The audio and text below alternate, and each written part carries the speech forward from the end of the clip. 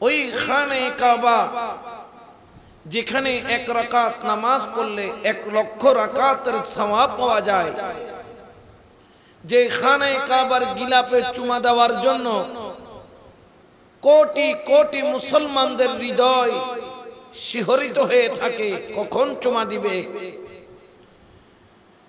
যেখানে গেলে মানুষের হৃদয় শীতল হয়ে যায়,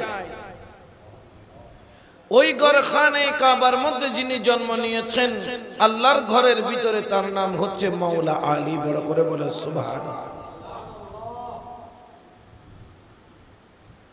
আমার মাওলা আলীর আম্মা জান খানে কাবার যখন তাওয়াফ করতে গেলেন,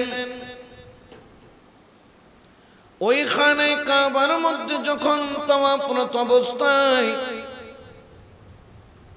গর্বের মধ্যে মাওলা আলী হঠাৎ করে অনুভব করলেন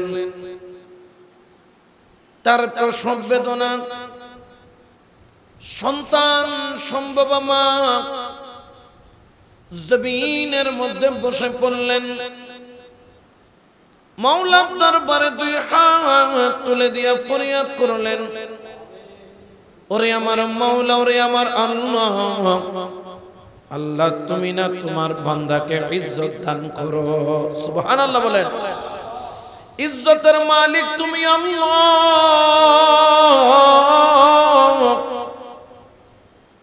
আল্লাহ আমার সন্তান প্রসব হবে, আমি খানে কাবার মধ্যে, আল্লাহ এতগুলা মানুষ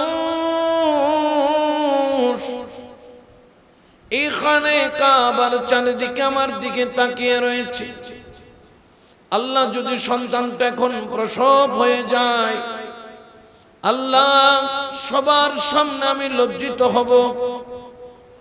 ইজ্জতের মালিক তুমি আল্লাহ, আল্লাহ আমার তুমি রহম করো, দয়া করো, তোমার নজরে করম দান করো। এই ডাক দেওয়ার দেরি, মাওলার দরবারে ফরিয়াদ করার দেরি, দেখা গেল খানে কাবার 4 কোণা থেকে 1 কোণা অটোমেটিক ফেটে দরজার মতো খুলে গেল। বড় করে বলেন সুবহান। ওই গায়েব থেকে আওয়াজ আসলো, ও আল্লাহর বান্দিনী, তোমার ফরিয়াদ আল্লাহ কবুল করেছে, তুমি দেরি করো না, খানে কাবার মধ্যে প্রবেশ করো। আল্লাহর ঘরে যখন প্রবেশ করলেন, অটোমেটিক জোড়া লেগে গেল পাথর। ওই ঘরের মধ্যে যিনি জন্ম নিলেন তিনি হলেন মাওলা আলী। সুবহানাল্লাহ বলেন। ওই আলী যাকে শের খোদা বলা হয়, ওই আলী যিনি রাসূল পাকের জন্মের পরই চিনেছেন। আমার আলী জন্ম নেওয়ার পরে, আমার মাওলা আলী দুনিয়াতে আসার পরে, মাওলা আলীর হালত দেখা গেল, মা বড় পেরেশান, মা বড় পেরেশান। মায়ের চোখের পানি জর্জর করে ঝরে। ইকরামায়েতের মধ্যে আছে 3 দিন হয়ে গেল মাওলা আলী মায়ের দুধ পান করেন না। 3 দিন হয়ে গেল মাওলা আলী জবানটাও খুলেন না। 3 দিন হয়ে গেল মাওলা আলী চোখের পর্দা তুলেন না। শুধু নিঃশ্বাসটা নেই, নিঃশ্বাসটা ফেলে আল্লাহর দরবারে মাহু করে কেঁদে দিলেন, আল্লাহ তুমি আমারে রহম কইরা একটা পুত্র সন্তান দিলা। আল্লাহ আজকে 3টা দিন পার হয়ে গেল, আমার সন্তান দুধ পান করেন না, আমার সন্তান চোখ খুলেন না। আল্লাহ কেমন সন্তান তুমি দিলা। দেখা গেল 3 দিনের মাথায় আমার মাওলা আলীর ঘরের মধ্যে যিনি তাশরীফ আনলেন তিনি হলেন ওই নূর যাকে সৃষ্টি না করলে আমার আল্লাহ আসমান জমিন কিছুই সৃষ্টি করতেন না। যাকে আমার আল্লাহ কদ জাআকুম মিনাল্লাহি নূর হিসেবে সম্বোধন করেছেন, যাকে আমার আল্লাহ ওয়া মা আরসালনাকা ইল্লা রাহমাতাল লিল আলামিন বলেছেন, যাকে আমার আল্লাহ আন-নাবিয়্যু আওলা বিল মুমিনিনা মিন আনফুসিহিম বলেছেন, ওই দয়াল নবী কিন্তু তখনও নবুয়ত জাগের হয় নাই। কারণ নবুয়ত জাগের হয়েছে নবীর 40 বছর হায়াতের পরে, কিন্তু আমার নবীর এখনো নবুয়ত জাগের হয় নাই। এক নামে আরবের বুকে পরিচিত, যার নাম হলো আল আমিন। সুবহানাল্লাহ বলেন। আল আমিন মানে বিশ্বাসী নাকি অবিশ্বাসী? কিন্তু বর্তমানে আমাদের মধ্যে ওই আমানতদারি নাই। বিশ্বাসী মানুষ বলে কিন্তু বিশ্বাস রাখতে জানে না। কারো কাছে আমানত রাখলে আমানতের আমানতদারি করে না, কারো কাছে কোনো কিছু আমানত রাখলে অস্বীকার করে, এমন মুসলমানও আছে কি নাই? কিন্তু আল আমিন কেমন? আল আমিন শুধু আমার নবী কাফের বলো মুশরিক বলো যতজনের কাছেই বলো এক নামে আল আমিন নামে পরিচিত।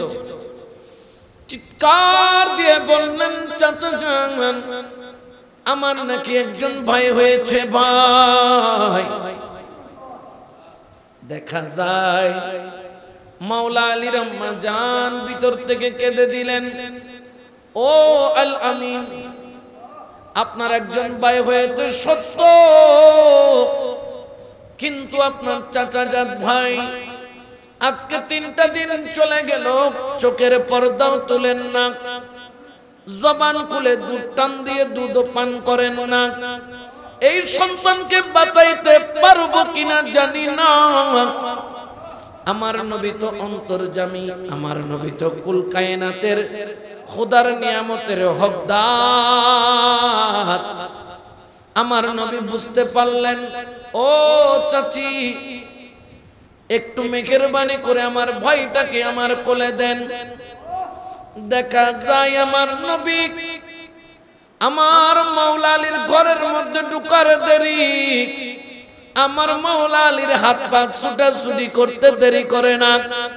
শিশু বাচ্চা শুধু হাত পানার কি যেন পেতে চায়, কি যেন কাছে পেতে চায়, কি যেন বুকে জড়াইতে চায়।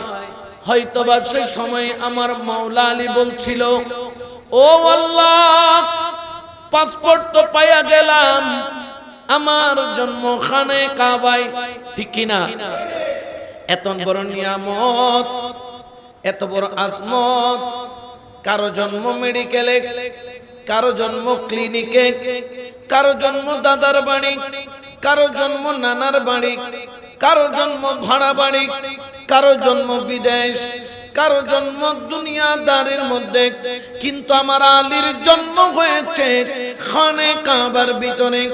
আল্লাহ তুমি তোমাকে সেই নিয়ামতের পাসপোর্ট দিয়েছো, কিয়ামত পর্যন্ত এরকম আর কখনো কারো হবে না যেটা আমি আলীর হয়েছে। কিন্তু রাসূল আকাই নামেদার হুজুরে পুন্নুর হযরত মুহাম্মদ মুস্তাফা আহমদ মুজতবা সাল্লাল্লাহু আলাইহি ওয়াসাল্লাম নামের ভিসাটা আমি আলী ওই পাসপোর্টের মধ্যে লাগাইতে চাই। আমার মাওলা আলী 3 দিন পর্যন্ত চোখ খুলেন না। আমি মা আগে দেখতে চাই না, আমি বাবা আগে দেখতে চাই না, আমি দাদা দাদি নানা নানি আগে দেখতে চাই না। ও আল্লাহ জন্ম হয়েছে খানে কাবায়, যদি চোখ খুলে সবার আগে কাউকে দেখার হক রাখি, তিনি হলেন আমার আপনার নবী, দয়াল নবী রাহমাতাল লিল আলামিন। বড় করে বলেন সুবহানাল্লাহ। মাওলা আলী চোখ খুলেন নাই 3 দিন। দয়াল নবী হাতে নেওয়ার দেরি, কোলে নেওয়ার দেরি, মাওলা আলী চোখ খুলতে দেরি করে। কেউ চোখ খুলে মা দেখে, কেউ চোখ খুলে বাবা দেখে, কেউ চোখ খুলে দুনিয়াদারি দেখে, আর আমার মাওলা আলী চোখ খুলে দেখছেন রাহমাতাল লিল, আরো জোরে বলেন রাহমাতাল লিল আলামিন। কারণ কি? কারণ আমার মাওলা আলী নবুয়ত জাহির হওয়ার আগেও রাসূলকে চিনেন। বড় করে বলে সুবহানাল্লাহ। নবুয়ত জাহির হওয়ার আগেও মাওলা আলী রাসূল ছিলেন, যিনি জন্মের পরে চোখ খুলেছেন রাসূলে পাকের কোলে। শুধু তাই নয়, ওই আলী যিনি জন্মের পরে মায়ের দুধ আগে পান করেন নাই। আমরা জন্মের পরে কারো মুখে মধু দেয়, কারো মুখে পানি দেয়, কারো মুখে মায়ের শাল দুধ দেয়, কারো মুখের মধ্যে বিভিন্ন ধরনের পাউডার জাতীয়, ক্রিম জাতীয় খাবার দেয় সন্তানের শরীর ভালো থাকার জন্য। আমার মাওলা আলী 3 দিন পর্যন্ত মায়ের বুক থেকে দুধ পান করেন নাই। ও আলী, সব সন্তানরা মায়ের দুধ পান করার জন্য কান্না করে, তুমি কেন মায়ের দুধ পান করছো না? আলী 3 দিন পর্যন্ত উপাস ছিলেন, একটা মাত্র কারণ, জন্ম হয়েছে আল্লাহর ঘরে, চোখ খুলে দেখেছি রাসূলুল্লাহকে, পান করলে আমি মায়ের দুধ পান করব না, আগে যদি পান করতে হয় মুস্তাফার লালা মুবারক পান করব। কোন লালা? এটা তো সেই লালা যেটা দেওয়ার দেরি বেলায়েত ভিতরে যাইতে দেরি হয় নাই। বড় করে বলে সুবহানাল্লাহ।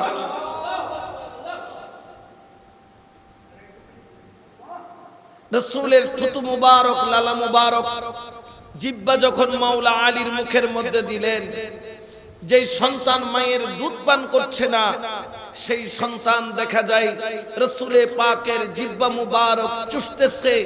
ও আলী, এত মজা কি চুষে নাও? বলে আমি যা পাইছি তোমরা তা কল্পনাও করতে পারবা।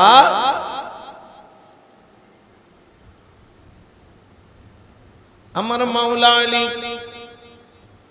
আমার শের খুদা, যিনি কোলে ছিলেন জন্মের পরে রাসূলের, সুবহানাল্লাহ বলেন, ইনি হচ্ছেন সেই আলী যিনি জন্মের পরে রাসূলের কোলে মানুষ হয়েছেন। আবার রাসূলে পাক যেই দিন দুনিয়া থেকে পর্দা নেন, ওই দিন কিন্তু মাওলা আলীর মাথা মুবারক ছিল, আমার দয়াল নবীর মাথা মুবারক ছিল মাওলা আলীর কোলে। বড় করে বলেন সুবহান। যিনি জন্মের পরে রাসূলের কোলে উঠেছেন, আর আমার রাসূল ইন্তেকালের সময় যার কোলে মাথা রেখেছেন তিনি হলেন মাওলা আলী। এই জন্য মাওলা আলীর বেলায়েতের মর্যাদা মর্তবা অনেক উপরে। আমাদের মধ্যে বর্তমানে কিছু ফিতনা আমাদের সন্দেহের মধ্যে ছড়িয়ে পড়েছে। দেখা যায় কেউ মাওলা আলীকে ভালোবাসতে গিয়ে, মুহাব্বত করতে গিয়ে, এত অতি মাত্রায় মুহাব্বত করতে গিয়ে সাহাবায়ে কেরামের শানে বেয়াদবি করে। আবার দেখা যায় কিছু খারেজিমার কাছে যারা মাওলা আলী কাররামাল্লাহু ওয়াজহাহুর শানের মধ্যে আঘাত আনে, মদ পান করার তোহমত দান করে, মাওলা আলীর শানে আজমতে আঘাত আনে। এই জন্য রাসূলে পাক বলেছেন, আলী জেনে রাখো, একদল তোমাকে বেশি ভালোবাসতে গিয়ে জেনে রাখো তারা ইসলাম থেকে বের হয়ে যাবে, আরেকদল তোমাকে ঘৃণা করতে গিয়ে ইসলাম থেকে বের হয়ে যাবে। আলী জেনে রাখো, আমার মাওলা আলী কাররামাল্লাহু ওয়াজহাহুর শানে খুদ রাসূল বলছেন, মুমিন ছাড়া কেউ আলীকে ভালোবাসতে পারে না, আর মুনাফিক ছাড়া কেউ আলীকে ঘৃণা করতে পারে। কারো ভিতরে যদি মাওলা আলীর শানে যদি ভিতরে যদি কোনো ধরনের খারাপি থাকে, বুঝে নিবেন এটার নাম কি? মুনাফিক। এটার নাম। আর যার অন্তরে মাওলা আলীর ভালোবাসা, এটার নাম মুমিন। এটার নাম মুমিন। কিন্তু মাওলা আলীর ভালোবাসা দেখাইতে গিয়া খোলাফায়ে রাশিদিনের উপর কোন ধরনের তোহমত বিন্দু মাত্র, ওনাদের শানে আজমতে, সাহাবায়ে কেরামের শানে আজমতে কোন ধরনের বিদ্রূপ আচরণ করা যাবে। এখন আমাদের মধ্যে একজন কেউ কেউ সমাজে বলতেছেন মাওলা আলী হচ্ছেন খলিফায়ে আউয়াল, কেউ বলতেছেন সিদ্দিক আকবর হলো খলিফায়ে আউয়াল। এটা নিয়ে সমাজের মধ্যে অনেক ধরনের তর্ক বিতর্ক চলতেছে, বর্তমান সময়ে সেটা দেখা যায়। তো আমি বললাম, তোমরা বুঝো নাই, রাসূলে পাক সাল্লাল্লাহু আলাইহি ওয়াসাল্লাম যখন হিজরত করতেছিলেন, পথের মধ্যে যখন রাসূলে পাক একটি গর্তের ভিতরে আশ্রয় নিয়েছিলেন, ওই গারের মধ্যে আশ্রয় যখন নেওয়ার জন্য পাহাড়ে উঠতেছিলেন, তখন রাসূলে পাক হাঁটতে পারছিলেন না। সিদ্দিক আকবর পিঠ বাড়িয়ে বললেন, ইয়া রাসূলুল্লাহ, এই গোলাম তো আছে, আপনি আমার কাঁধে উঠে যান, আমি আপনাকে কাঁধে করে ওই গারের মধ্যে, গর্তের মধ্যে, সুরাখের মধ্যে নিয়ে যাব। বড় করে বলে সুবহানাল্লাহ। যখন আমার রাসূলে পাক বললেন, আবু বকর, তুমি কি আমার ওজন নিতে পারবা? ইয়া রাসূলুল্লাহ, আপনি দয়া করলে কেন পারবো না। রাসূলে পাককে কাঁধে নিলেন, ওজন নিলেন, ওই গারের ভিতরে গিয়ে আশ্রয় নিলেন, অর্থাৎ সারা জগৎকে বুঝাইয়া দিলেন, আমার পর্দা নেওয়ার পরে আমি রাসূলের, জেনে রাখো ইসলামের সমস্ত ওজন নেওয়ার ক্ষমতা আমি আবু বকরকে দান করলাম। বড় করে বলো সুবহানাল্লাহ। আর যেই দিন ফতে মক্কা হলো, 10,000 সাহাবায়ে রাসূল মক্কা বিজয় করলেন বিনা রক্তপাতে। ওই দিন যখন মক্কায় আসলেন, রাসূলে পাক একটা একটা করে মূর্তি ভাঙেন। ওই মূর্তি ভাঙার সময় রাসূলে পাক কতগুলা মূর্তি দূরে লাঠি দিয়া লাগন পায় না। মুস্তাফা ডাক দিলেন, আলী কোথায়?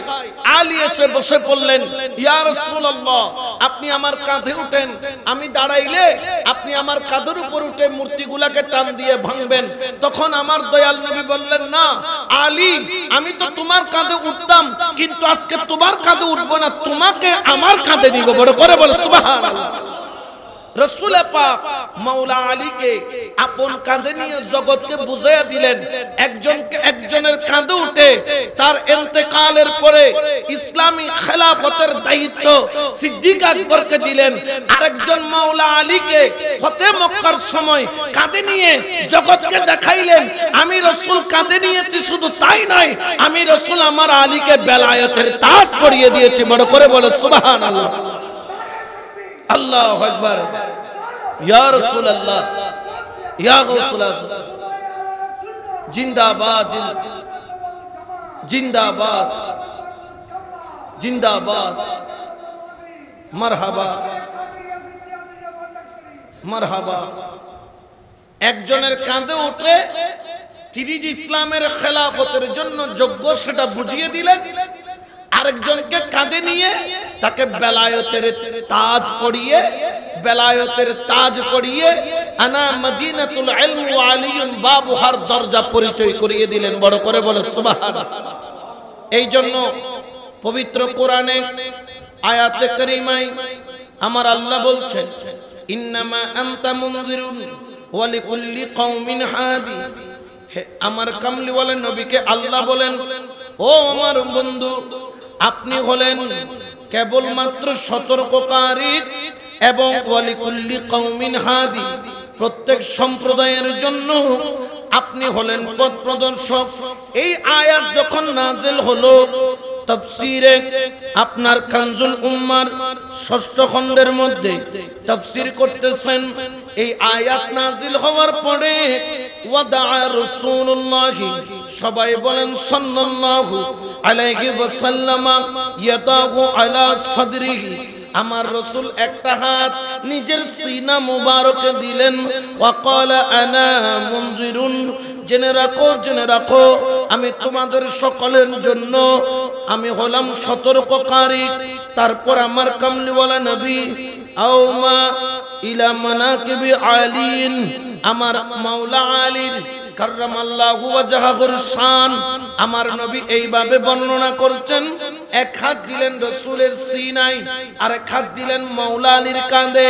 দেওয়ার পরে আমার নবী বললেন, আমি তোমাদের জন্য সতর্ককারী, কিন্তু জেনে রাখো, ক্বালা আনতাল হাদিউল মুহতাদুনা মিন বাদি, ও আমার সাহাবারা, আমার পরে মানুষ যার ঘর থেকে হিদায়াত পাবে, ওই ঘরের নাম হলো আলীর ঘর, আলীর দরজা, যার কাঁধে আমি হাত রেখেছি। বড় করে বলেন সুবহান।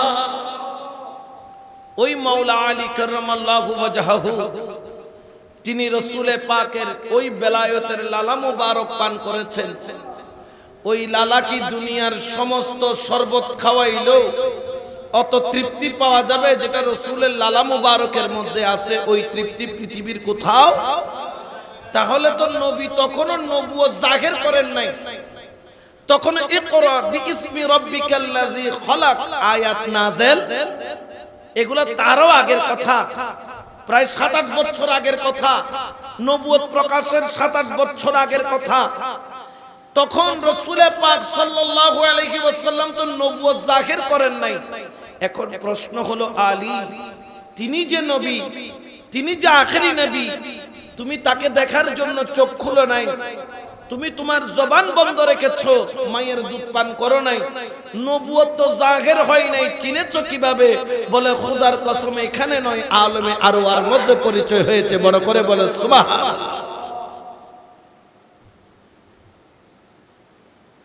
তো মাওলা আলীর শান আজমত, এটা যদি কিয়ামত পর্যন্ত বর্ণনা করে শেষ করা যাবে?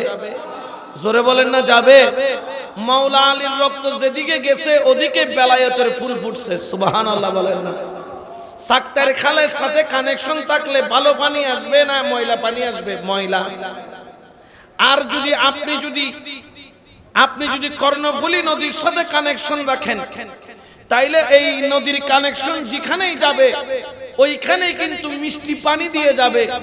কোথায় চকবাজারের এই আপনার সাক্তার নালা আর কোথায় কর্ণফুলী নদী, দুইটার মধ্যে বেশ কম আছে কি নাই? আছে, বেশ কম আছে। বর্তমানেও কিছু সাক্তারি নালার মতো কিছু মানুষ আছে যারা ওলি আউলিয়া দেখতে পারে না, বরহুজুর কিবলাকে দেখতে পারে না, মেজবান্ডার দেখতে পারে না, শেরে বাংলা দেখতে পারে না। হ্যাঁ, তাদের কাছেও কিছু পানি আছে, তবে সেটা হলো চাক্তের পানির মতো, যেটা খাইলে ভালো মানুষও অসুস্থ হয়ে যায়। ঠিক কিনা? আবার কতগুলো আছে বড় হুজুর কিবলার মতো, শেরে বাংলার মতো, গৌসুল আজম মেজবান্ডারের মতো, যেখানের সাথে কানেকশন লাগাইলে মদিনা ওয়ালার খুশবু পাওয়া যায়। বড় করে বলেন না সুবহানাল্লাহ। এই জন্য শায়ের বলছেন, কেন চিনলি না রে মন আমার গৌসুল আজম মেজবান্ডারি মাওলানা কেমন, আমার গৌসুল আজম মেজবান্ডারি, গৌসুল আজম মেজবান্ডারি মাওলানা কেমন, কেন চিনলি না রে মন আমার গৌসুল আজম মেজবান্ডারি মাওলানা কেমন। ওরে চিনতে পারে গে সাধ্যকার, চিনিবার ইচ্ছা যার, চিনতে পারে সাধ্যকার, চিনিবার ইচ্ছা যার। হৃদয় চোখে দরিয়া দেখো, হৃদয় চোখে দরিয়া দেখো, জ্ঞানের দুর্বিক্ষণ কেন চিনলি না রে মন গৌসুল আজম মেজবান্ডারি মাওলানা কেমন, কেন চিনলি না রে মন গৌসুল আজম মেজবান্ডারি মাওলানা কেমন। সালাতুন ইয়া রাসূলুল্লাহ আলাইকুম। তাহলে মাওলা আলী কাররামাল্লাহু ওয়াজহাহুর রক্ত যেদিকে গেছে ওদিকে বেলায়েতের ফুল ফুটছে। আল আব্দুল ওয়াহাব নজদির গোষ্ঠী যেদিকে গেছে ওইদিকে দুশমনের রাসূল তৈরি হয়েছে। ঠিক কি না? আরো জোরে বলেন ঠিক কি না? এখন সাক্তারি নালা এটা ভালো নাকি কর্ণফুলী নদী ভালো? কারণ ওইটার পানি কি আসে উপকারে? ইয়া যদি সাক্তারি খালের পানি খেতর দত ওই খেতর ফসল তাই বুনে, পানি দিলে তো বাড়ে ফসল। ই সাক্তারি খালের পানি নো পানি, আবার কর্ণফুলীর এগিনো পানি, কিন্তু দুই পানির পার্থক্য। উগ্র জীবন দে, উগ্র জীবন লয় হ না, উগ্র জীবন লয়, উগ্র জীবন দে। উগ্র খাইলে জীবন বাঁচে, আর উগ্র খাইলে জীবন একেবারে। ঠিক কিনা? এই আব্দুল ওয়াহাব নজদির গোষ্ঠী হল যে সাক্তার খালর ডললে, আর বড় হুজুর কেবলা আর কাদরি শাহ হুজুর কেবলা ইতর হইলি কর্ণফুলী নদীর ডললে। কারণ কানেকশন যাইরা মাওলা আলীর লাগি গিয়ে ডর করে হনা সুবহানাল্লাহ। তো মাওলা আলী কাররামাল্লাহু ওয়াজহাহু পৃথিবীতে কোন সন্তান যখন জন্ম নেয়, বাচ্চা যখন ১.৫ বছর অতিক্রম করে আস্তে আস্তে মা বলা শিখে, বাবা বলা শিখে, দাদা দাদি নানা নানি মামা চাই যে তাকে আগে মামা ডাকুক, দাদা চাই যে আগে দাদা ডাকুক, দাদি চাই যে না আমাকে আগে ডাকবে, মা বলে যে তোকে আমি জন্ম দিয়েছি আগে মা বল, বাবা কোলে নিয়ে আদর করে বলে একটু বাবা বলো বাবা, কিন্তু মাওলা আলী যখন থেকে জবান ফুটেছে, যেই দিন থেকে ওনার জবান ফুটেছে, কথা বলা শিখেছেন দুনিয়াবি দৃষ্টিতে, সেই দিন তিনি মাও বলেন নাই, বাবাও বলেন নাই। কারণ তিনি 1 বছর বয়স থেকে লালন পালন হচ্ছেন মুস্তাফার ঘরে। ওই জন্য তিনি মা আগে বলেন নাই, বাবা আগে বলেন নাই, আগে বলেছেন রাসূল পাকের নাম মুবারক। বড় করে বলে সুবহানাল্লাহ। ইনার নাম হচ্ছে মাওলা আলী। বলেন না মাওলা আলী। নবুয়ত প্রকাশ হওয়ার আগে যিনি রাসূল পাককে চিনেছেন, সবচেয়ে অল্প বয়সের মুসলমানদের মধ্যে 1 নম্বর হলো মাওলা আলী। এই জন্য বাবা মাওলা আলী কাররামাল্লাহু ওয়াজহাহুর শানে কোন ধরনের বেয়াদবি করা যাবে না। তারা হলেন আহলে বাইত রাসূল। আর আহলে বাইত রাসূলের মর্যাদা কি সেটা আমার হযরত আবু যর গিফার রাদিয়াল্লাহু তাআলা থেকে রিওয়ায়াত।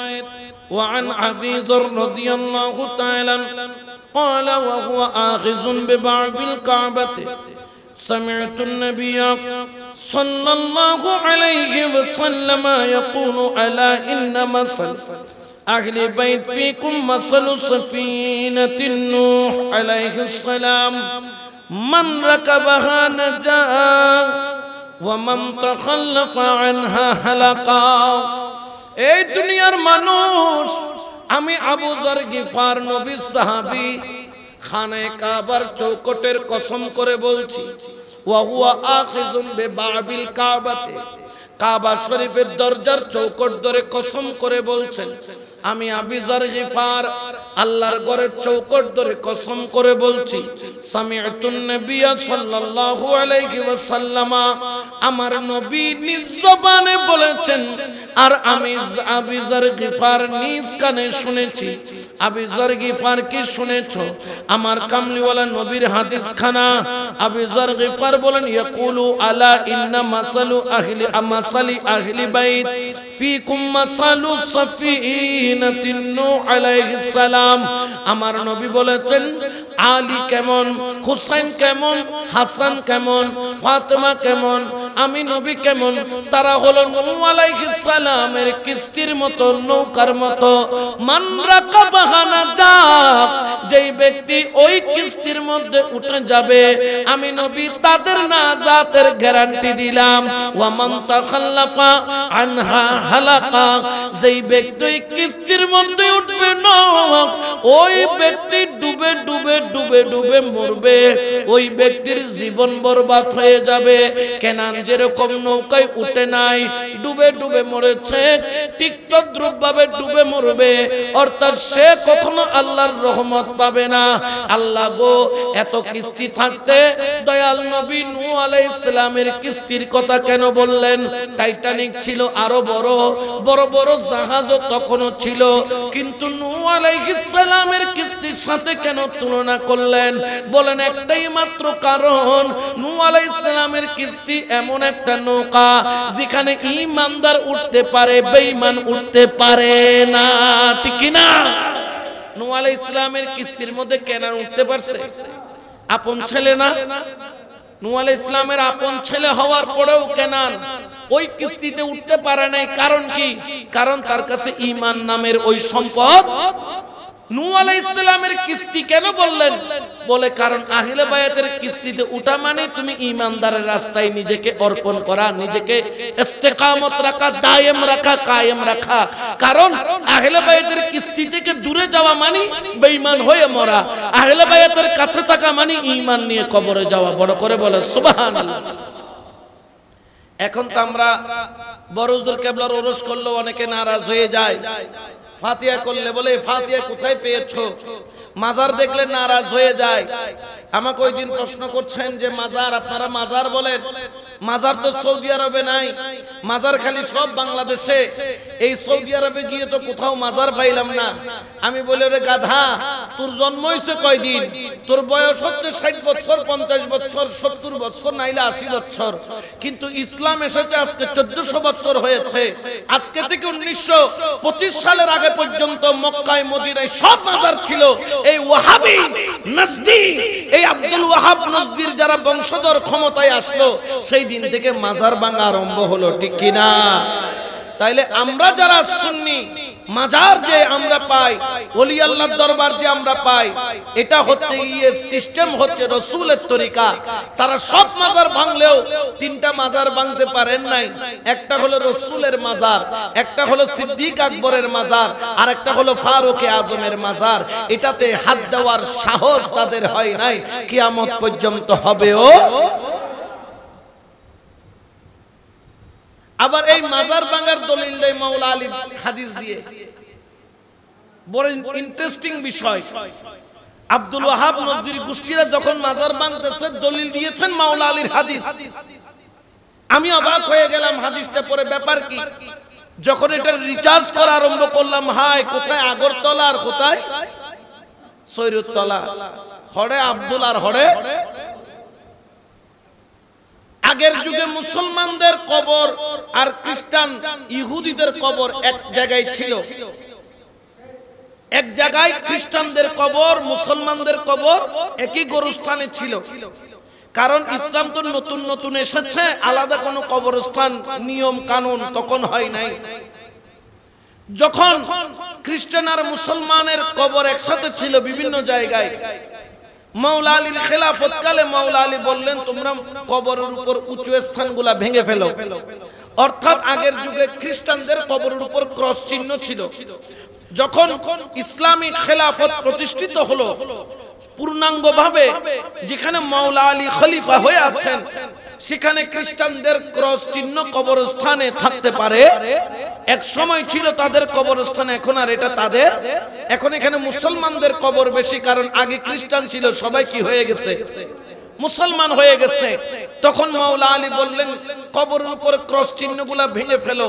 ওই যে উঁচু মিনারগুলা ভাঙতে বলেছেন, ওই খ্রিস্টানদের দলিল লাগাই দিয়েছে সাহাবায়ে কেরামের মাজারের বিরুদ্ধে। মাওলা আলী বলেছেন, উঁচু কবরের উপর উঁচু থাকলে কি করে ফেলতে? ভেঙে ফেলতে। ওই দলিল দিয়ে ৬০,০০০ মাজারকে ভাঙা হয়েছে। এই আব্দুল ওয়াহাব নজদির গোষ্ঠীরা উচ্চ আওয়াজে বলেন নাউজুবিল্লাহ। এখনো পুরাতন ছবি আছে যেখানে মা ফাতেমার মাজারের নকশা গম্বুজওয়ালা দেখা যায়। মাওলা আলী কাররামাল্লাহু ওয়াজহাহু, তার মর্যাদা মর্তবা আজমত এত উপরে, তাদেরকে ভালোবাসা, এটার নাম হচ্ছে শুধু ঈমান নয়। আমি বিভিন্ন জায়গায় বলি, নামাজ যেরকম ফরজ, রমজান মাস আসলে রোজা রাখাও, যদি আল্লাহ তৌফিক দেয় হজ করাও, নিসাব পরিমাণ সম্পদ হলে যাকাত দেওয়াও, ঠিক তদ্রুপ ভাবে আহলে বায়াতকে, মাওলা আলীকে, ইমামে হাসান হুসাইনকে, মা ফাতেমাকে, দয়াল নবীকে মুহাব্বত করা সেই রকম ফরজ। আল্লাহু আকবার, ইয়া রাসূলুল্লাহ, ইয়া গাউস, জিন্দাবাদ জিন্দাবাদ। এখন এরকম ফরজ কেন বললাম? কারণ আহলে বায়াতকে বাদ দিয়ে আপনার নামাজও কবুল হবে। আত্তাহিয়াতু যখন পড়েন, সেখানে রাসূলে পাকের দরুদ যখন পড়েন, ওখানে ওয়া আলা আলি সাইয়্যিদানা মুহাম্মদ সাল্লাল্লাহু আলাইহি ওয়াসাল্লাম আছে কি নাই? জোরে বলেন আছে কি নাই? এই অংশটা বাদ দিয়ে নামাজ হবে। তাইলে আহলে বায়াতের নাম ছাড়া তোমার নামাজও কবুল হবে। তুমি বাদ করতে কি দিবা? ও ডব্লিউ বাদ করতে কি দিবা? এই জন্য তো বলি, ডব্লিউ দের পিছনে নামাজ পড়লে নামাজ হবে না। কারণ কি? তারা তো এগুলা মানে না। আহলে বায়াত তো দূরের কথা, তারা বলে আসসালামু আলাইকা আইয়ুহান নবী। যখন বলবা তখন নবীর খেয়ালের চাইতে গরু গাদার খেয়াল ভালো না। এরকম যাদের আকীদা, তাদের পিছনে নামাজ পড়লেও নামাজ হবে। হাজরানে মজলিস, আমরা যারা সুন্নি, এই জন্য মাওলা আলীকে মুহাব্বত করি। আমার কামলিওয়ালা নবী রাহমাতুল লিল আলামিন ওনার যে সাহাবায়ে কেরামগণ রয়েছে এরা হলেন আকাশের নক্ষত্রের মতো, যারা আমাদেরকে হিদায়াতের রাস্তার দিকে অটল রাখে। মাওলা আলীকে অবশ্যই জানের চাইতো প্রাণের চাইতো বেশি বেশি ভালোবাসবো, কিন্তু কখনো অন্যান্য সাহাবায়ে কেরামদেরকে গালিগালাজ করব না। আর গালি দেওয়া কখনো মুমিন মুসলমানের কাজ হতে পারে? ও মুসলমান, সাহাবায়ে কেরামের মধ্যে কেমন ভালোবাসা! আমার মাওলা আলী সিদ্দিক আকবর একদিন দেখা করলেন। একজন হলো ইসলামের প্রথম খলিফা, আরেকজন হলো ইসলামের চতুর্থ খলিফা। যখন সিদ্দিক আকবরের সাথে মাওলা আলীর দেখা হলো, মাওলা আলীকে দেখে সিদ্দিক আকবর মুস্কি মুস্কি হাসে, আর সিদ্দিক আকবরকে দেখে মাওলা আলী মুস্কি মুস্কি হাসে। এক অপরকে বললেন, ও আবু বকর সিদ্দিক, আপনি কেন মুস্কি হাসেন? আমার সিদ্দিক আকবর বললেন, ও আলী, তুমি কেন মুস্কি মুস্কি হাসো? সুবহানাল্লাহ। আমার আবু বকর সিদ্দিক বললেন, গতকালকে দয়াল নবীর সাথে সাক্ষাৎ হয়েছিল, আলীর নবী এমন একটা কথা বলেছে, তুমি আলীর শানে শোনার পরে কলিজা ঠান্ডা হয়ে গেল। তোমাকে দেখার পরে সেই কথা মনে পড়েছে। কি কথা? কি কথা? কি কথা? বললেন, কথা হলো আমার নবী বলেছেন, ও আমার আবু বকর, জানো আমার আলীর মর্যাদা কিয়ামতের ময়দানে কেমন হবে? কাল কিয়ামতের ময়দানে জান্নাত এবং জাহান্নামের টিকেট আমার মাওলা আলীর হাত থেকে দেওয়া হবে। আলীর হাতের দস্তখত ছাড়া জান্নাতে প্রবেশ করতে পারবে না, আলীর হাতের টিকেট ছাড়া জান্নাতে যাইতে পারবে না, আলীর হাতের টিকেট ছাড়া জান্নাতে প্রবেশ করতে পারবে না, আবার আলীর হাতের টিকেট ছাড়া জাহান্নামেও যেতে পারবে না। অর্থাৎ জান্নাত এবং জাহান্নামের বন্টন করবেন আলী। উচ্চ আওয়াজে বলেন সুবহান।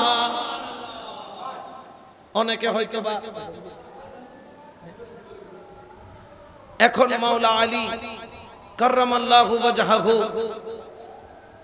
এখন যখন এই কথা বললেন রাসূলে পাক আলীর শানে, সিদ্দিক আকবর খুশি হলেন। সিদ্দিক আকবর নারাজ হয়েছেন না খুশি হয়েছেন? কিন্তু মাওলা আলী বলতেছেন যে আমিও আজকে খুশি। কেন? বলে গতকালকেও রাসূল আমার সাথে দেখা হয়েছে, আমাকেও একটা কথা বলেছে। সুবহানাল্লাহ বলবেন না? তো কি কথা বলতেছে? আলী, কিয়ামতের ময়দানে জান্নাত আর জাহান্নাম তোমার হাত দিয়ে বন্টন হবে। কিন্তু আলী, আমি রাসূল তোমাকে ওসিয়ত করে গেলাম, আমার আবু বকরের দুশমনের হাতে তুমি কখনো জান্নাতের টিকিট দিবা? যারা মাওলা আলীকে ভালোবাসে অনেক সময় সিদ্দিক আকবরকে গালি দেয়, নাউজুবিল্লাহ বলেন, তাইলে তারাও মাওলা আলী থেকে জান্নাতের টিকিট পাবে? কারণ এটা রাসূলে পাকের জবানের কথা যে আমার আবু বকরের দুশমনের হাতে তুমি জান্নাতের টিকিট দিবা। আবার যারা মাওলা আলীকে ঘৃণা করছেন, অপছন্দ করছেন, ইমাম হাসনাইনে কারিমাইনকে, তারাও কিয়ামতের ময়দানে জান্নাতে যেতে পারবে।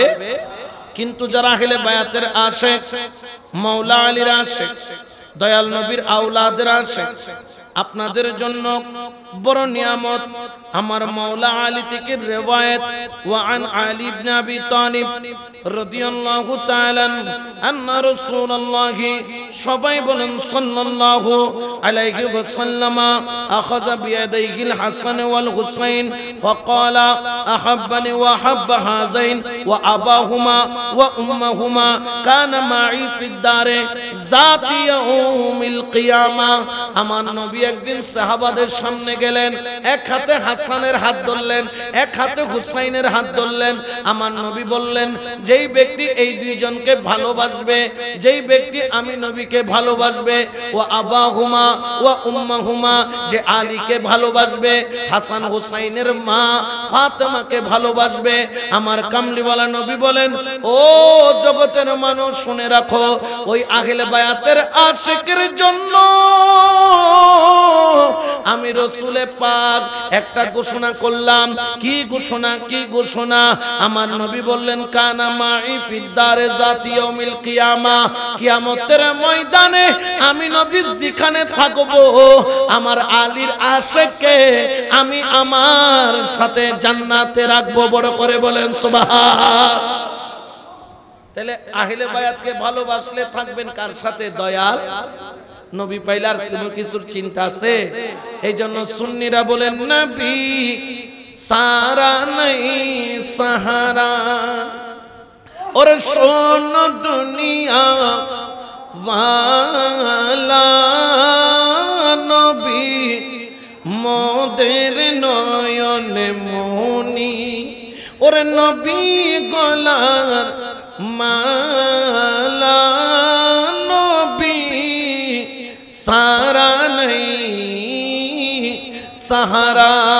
সালাতুন ইয়া রাসূলুল্লাহ আলাইকুম সালামুন ইয়া। আচ্ছা, তাহলে বোঝা যায় মাওলা আলীর মর্যাদা কম না বেশি?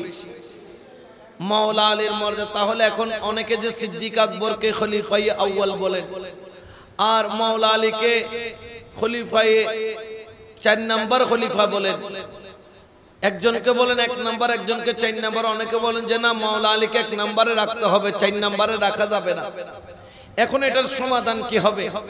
এই জন্য আহলুস সুন্নাত ওয়াল জামাতের আকীদা হলো খেলাফতের দিক দিয়ে আউয়াল হলো সিদ্দিক আকবর, সুবহানাল্লাহ বলেন, আর বেলায়েতের দিক দিয়ে আউয়াল হলো মাওলা আলী। তাহলে সমাজের মধ্যে আর কোনো ঝগড়া থাকে, আর কোনো বিবাদ থাকে?